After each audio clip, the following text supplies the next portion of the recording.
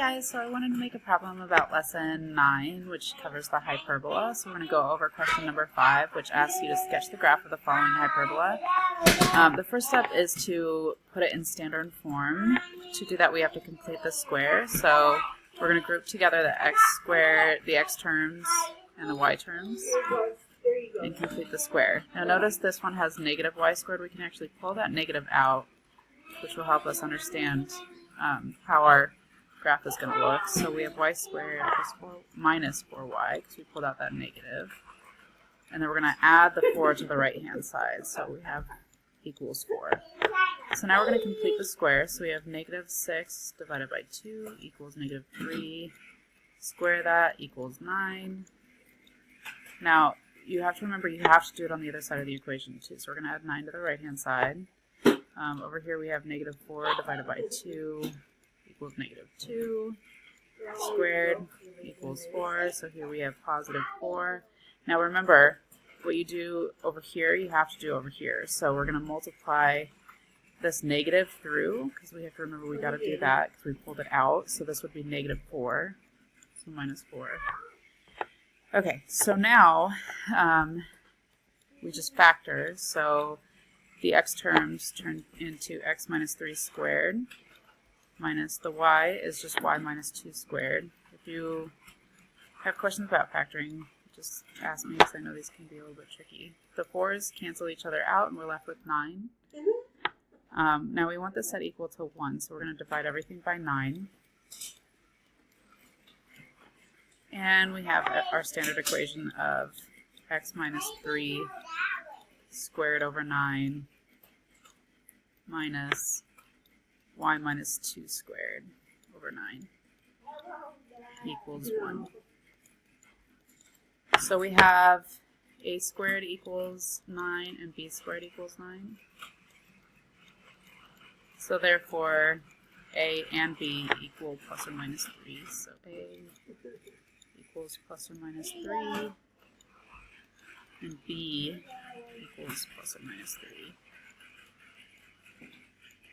Okay, oh, 3. Okay, so now we need to find c squared. So c squared, the equation is just c squared equals a squared plus b squared plus b squared, which equals 9 plus 9, which equals 18. So then c equals plus or minus the square root of 18, which is the square root of 6 times 3, 8 times 2, or 9 times 2, so 9 times 2, so that would actually be 3 square root 2, so that's the reduced radical. So now we have to do Fauci. So since we know that our transverse axis is along the x-axis, so we have a graph that's going to be parallel to the y-axis, we are going to, let me make sure, let's see.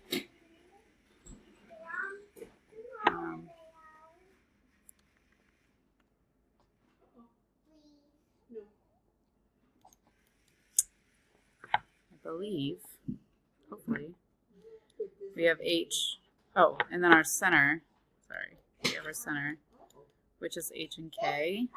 Based on our standard equation, we have 3 and 2. So 3 and 2 is our center. The Fauci is h plus or minus a and k. So we have 3 plus or minus 3. So 3 plus 3 is 6 and 2.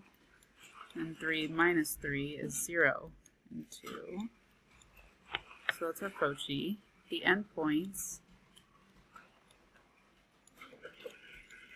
are h and plus or k plus or minus b. So we have 3, and then we have 2 plus or minus 3. So 2 plus 3 is 5. 2 minus 3 is negative 1. So those are our endpoints. And then we need the equation, equation of the asymptotes. So that's just y minus k So y minus 2 equals plus or minus b over a, which is 3 over 3, which just equals 1, x minus h, so x minus 3. So that's the equation of the asymptotes. Now, given all of that information, all we need to do is plot it, and that's how we end up with b as our answer.